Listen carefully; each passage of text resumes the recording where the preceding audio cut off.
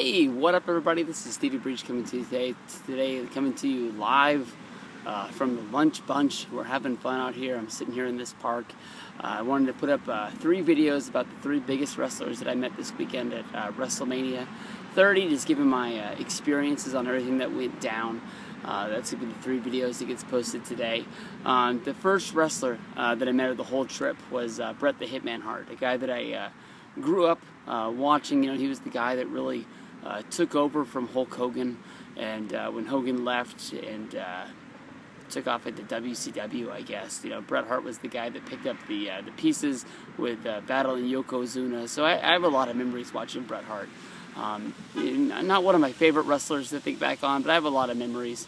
You know, going back and watching him win the Rumble with Lex Luger, winning the title at WrestleMania 10. Much like, when I was talking about Randy Orton all the time, like one of my least favorite times in wrestling that I watched the most was, during, the whole legacy deal with Randy Orton, with him being the champion, with DiBiase and Cody Rhodes, always making sure that nobody was ever going to beat him, but I would always made sure that I watched because I wanted to be there when somebody finally did beat Orton. I wanted to be able to say, like, I finally saw somebody kick his ass and he's not the champion anymore. It was a lot like that with Yokozuna. Yokozuna as a kid, he was this big, huge, fat guy who just seemed like to never sell for anybody. Seemed like there was no way, the only time that I can ever remember him ever, coming off his feet is for Lex Luger at SummerSlam when he fell outside of the ring, which ended up being a count out.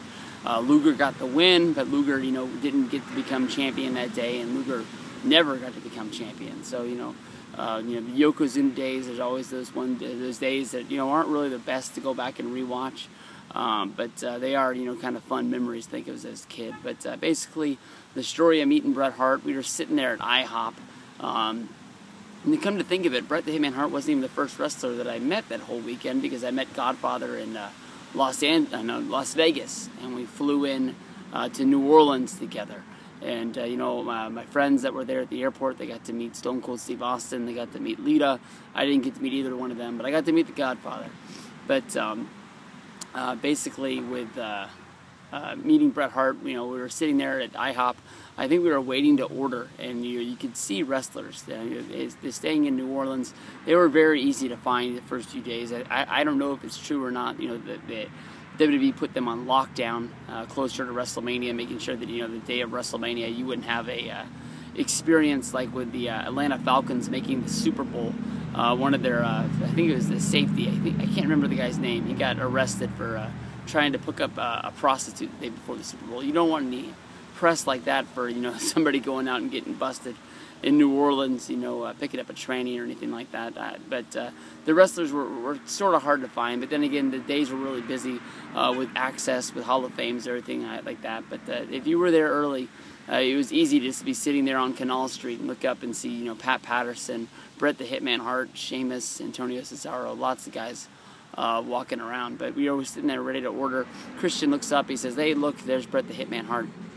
And me, Justin, Christian, we get up, we go immediately meet Bret Hart. He's sitting at the street corner waiting for the light to turn green. I ask him for a picture. He says, "Yeah, that's fine." I hand Christian my phone to take a picture, but it has the selfie cam on, and he has to flip it around the other way. He doesn't know how to do it. I immediately, what the fuck are you doing? And the light turns green, and Bret says he has to go, but he says we're welcome to follow him, and he'll take it on the other side. So we go out, me, Justin, and Christian, we all get our picture taken with Bret Hart, and then immediately Christian turns around and walks right in front of a bus. Almost as cool as a moment as meeting Bret Hart is saving your friend's life. Christian steps right in front of the bus, and I yell, "Christian, bus, bus, Christian, Christian, bus." And immediately at that point, the horn on the bus, honk, and the bus is right in Christian's face. A great memory that I'll always remember that goes along with meeting Bret Hart. I met Bret Hart last year at WrestleFest in the Bay Area. I think I have a video up on that, or you can see my WrestleFest video. It didn't have the best experience of meeting Bret. I think a lot of those guys were hitting the bottle. A Honky Tonk Man sitting right next to Bret had a whole bag full of, I forget what kind of beer he was drinking, but it wasn't great beer. And I know that Piper was feeling it that day. Who knows if Bret was with those guys, reliving the glory days before the show started at 9 o'clock in the morning. But you know, meeting Bret Hart there on Canal Street, getting my picture taken with him in the middle of the street is always a memory that I'm always going to remember that goes to WrestleMania 30. And what a great wrestler to meet.